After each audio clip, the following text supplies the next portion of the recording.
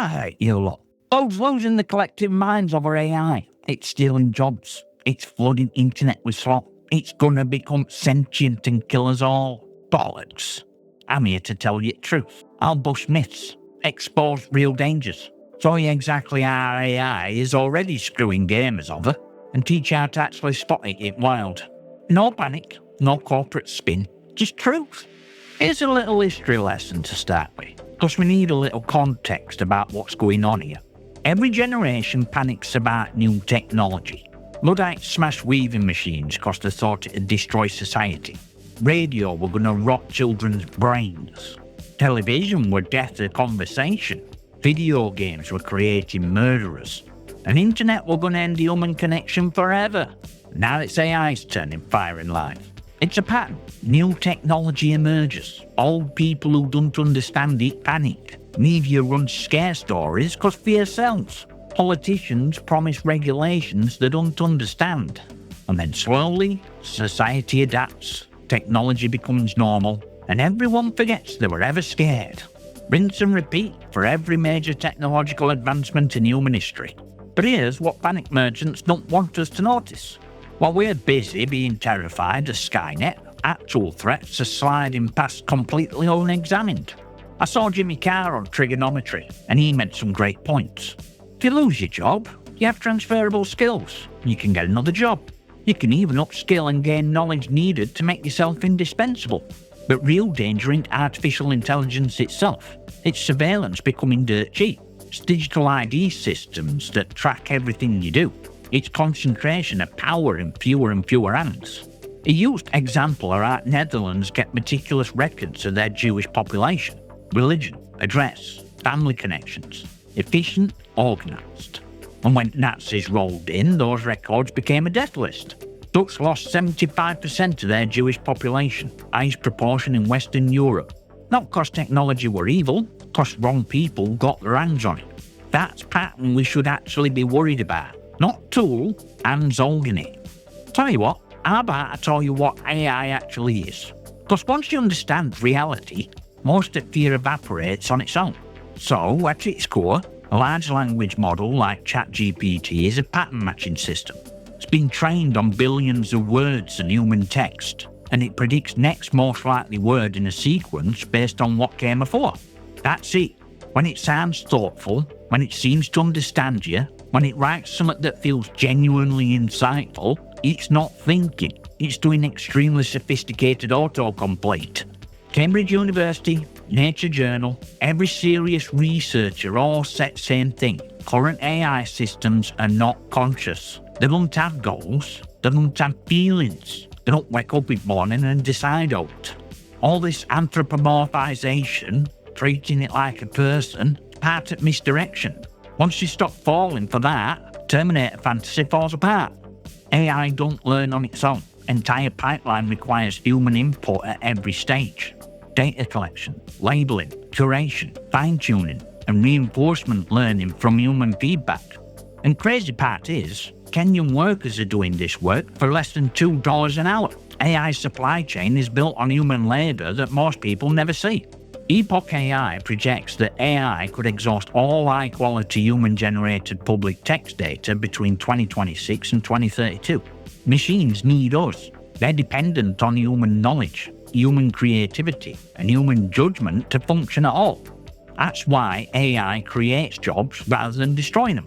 Information Technology and Innovation Foundation released its numbers for 2024. AI created approximately 119,900 direct jobs in the United States. Jobs lost? 12,700. World Economic Forum projects 170 million new jobs this decade. PwC found wages are rising twice as quickly in AI-exposed industries. Technology augments human work. It don't replace it. And when companies announce layoffs and blame AI, look at executive compensation reports. Bobby Kotick walked away from Activision with nearly $400 million, while thousands of developers got short door. AI didn't fire those people, executives did. Technology is a convenient scapegoat for decisions made in boardrooms by people who never feel consequences. And yeah, AI makes mistakes. 47% of enterprise AI users admitted to making at least one major business decision based on hallucinated content in 2024. These systems confidently cite sources that don't exist, that reflect biases on the training data and amplify them at scale. The tools that require human oversight, not oracles that should be trusted blindly. But that's exactly the point. They're just tools. Powerful and useful tools, but tools, not less. And don't get me wrong here, just cause I'm telling you that AI ain't sentient apocalypse everyone believes it to be, don't mean it's harmless. Real dangers aren't science fiction. They're corporate, they're systemic, and they're happening right now while everyone's distracted by robot fantasies. Deepfakes have moved from theoretical concern to active weapon. In February 2024, engineering firm Arup lost $25 million to a scam where every single person on a video call, CFO and multiple executives, were a deepfake. Employee made 15 transfers to 5 Hong Kong bank accounts because people on screen looked and sounded exactly like his colleagues. An 82-year-old retiree drained his entire $690,000 retirement fund after being convinced by a deepfake Elon Musk video. Identity fraud attempts using deepfake grew 900% in 2025, with total losses amounting around $1.5 billion. UnitedHealth deployed an algorithm called NH-Predict to determine whether elderly Medicare patients should receive post-acute care. According to the lawsuit, currently making its way through courts, this system is 90% error rate. 9 out of 10 denials were overturned on appeal, but only 0.2% of policyholders actually appealed. So UnitedHealth got to deny coverage to elderly patients, knowing full well algorithm were wrong, betting that most people would pay out of pocket or go without care. One patient's family paid $12,000 to $14,000 a month until he died. Amazon built an AI hiring tool that systematically downgraded women's CVs. It penalised resumes containing word women's or names of all women colleges. They scrapped it in 2017, but not before it had been making recommendations. iTutor Group paid $365,000 settlement after their software automatically rejected female applicants over 55 and male applicants over 60. It's bias into bug. It's training data, and training data is us. And what's happening in our own backyard? In the UK, British government has rolled out an AI suite called Humphrey, named after a scheming civil servant from Yes Minister, which tells you everything you need to know about their censor irony. On paper, it's supposed to streamline government processes and save 45 billion quid. In practice, it's part of a broader push that includes AI surveillance of benefit claimants' bank accounts. 22.6 million people in welfare system, including disabled, sick, carers and pensioners, can now have their accounts scanned without any suspicion of wrongdoing. Information Commissioner has stated these powers may be unlawful and disproportionate. Amnesty International published a report in July 2025 calling it relentless dehumanization, warning that DWP's AI system disproportionately target people based on age, disability and nationality. Internal documents revealed statistically significant outcome disparities, which is civil service speak for algorithm is biased and we know it. That ties back to what I said earlier about surveillance infrastructure. Netherlands tried something similar with their child benefit system, meticulous AI-driven record keeping and automated decision making. 20,000 families were wrongly accused of fraud, benefits withdrawn, lives destroyed. Dutch government collapsed over it. We're building the same infrastructure right now, because apparently nobody learned a damn thing. And then there's elephant in the room that's been dominating headlines this past week. Grok, Elon Musk's AI chatbot built into X, has been caught generating sexualized images of women and children on command. Users discovered they could upload a photo and ask Grok to put her in a bikini, or worse, and it had complied. Copy leaks found roughly one non-consensual sexualized image being generated every minute. Internet Watch Foundation reported a 400% increase in AI-generated child sexual abuse imagery in the first half of 2025 alone. Grok itself admitted to generating images of girls aged 12 to 16 in sexualized attire. And Musk's response? Laugh cry emojis and way funnier.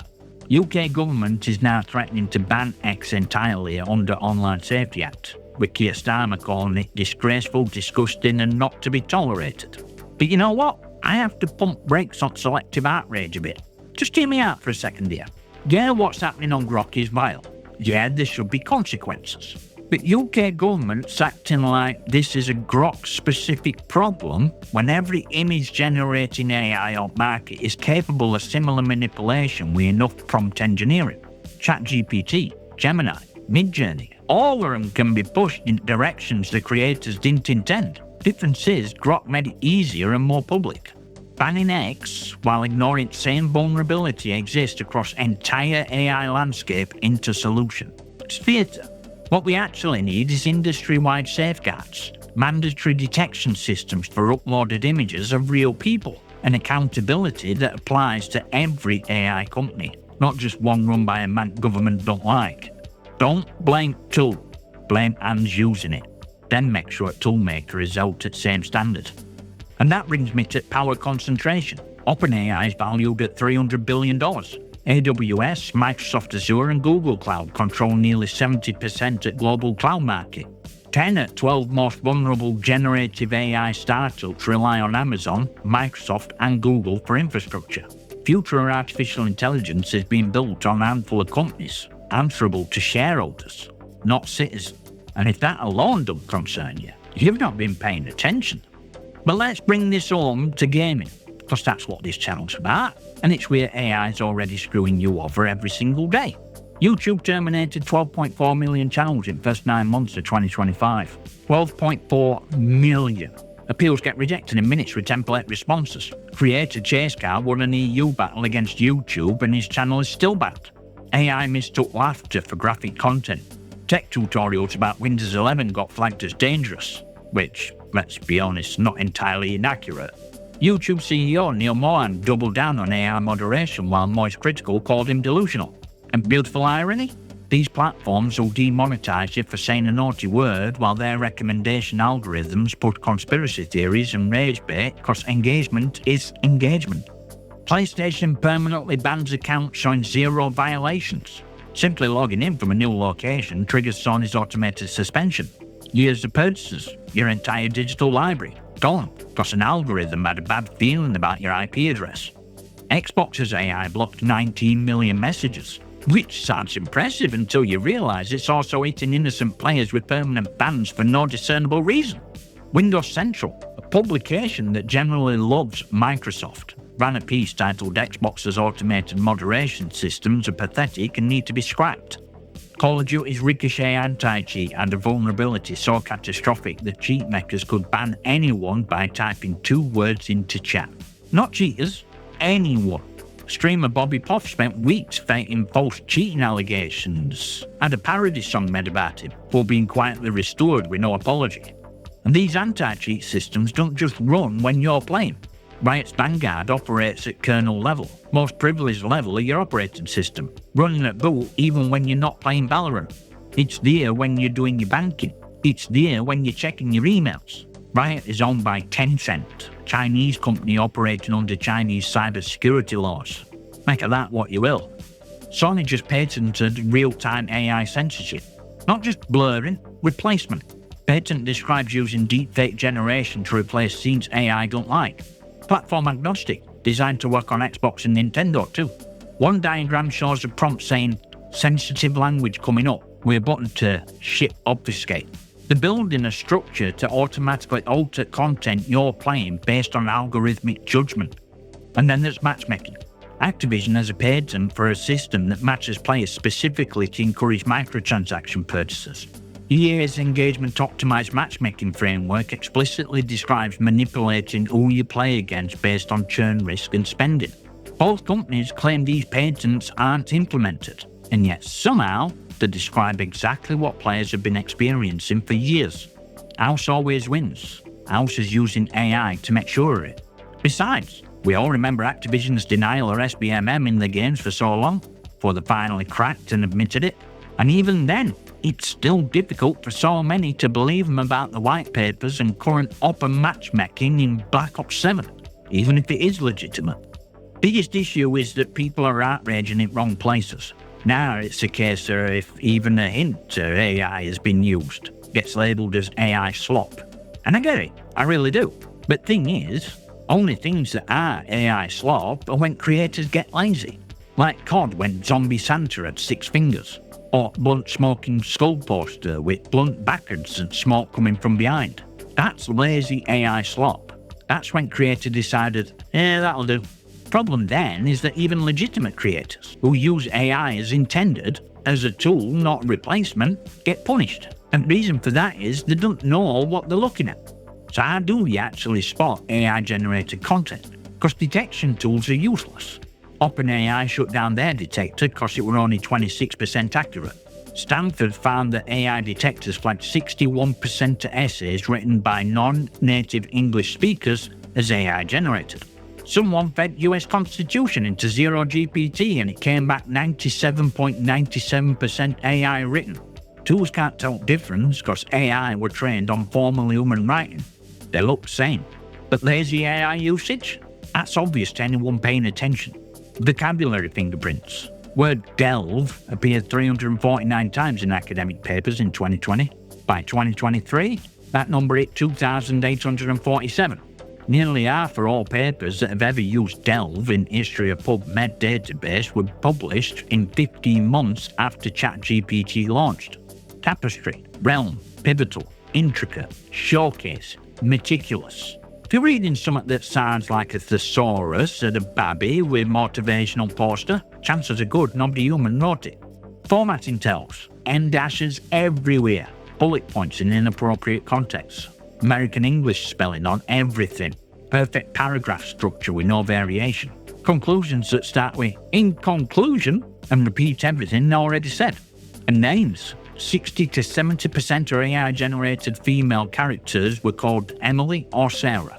Fancy names favour or prefixes. Aurora, Aurelia, Aurelius. Magical characters get Elara, Lyra, Seraphina.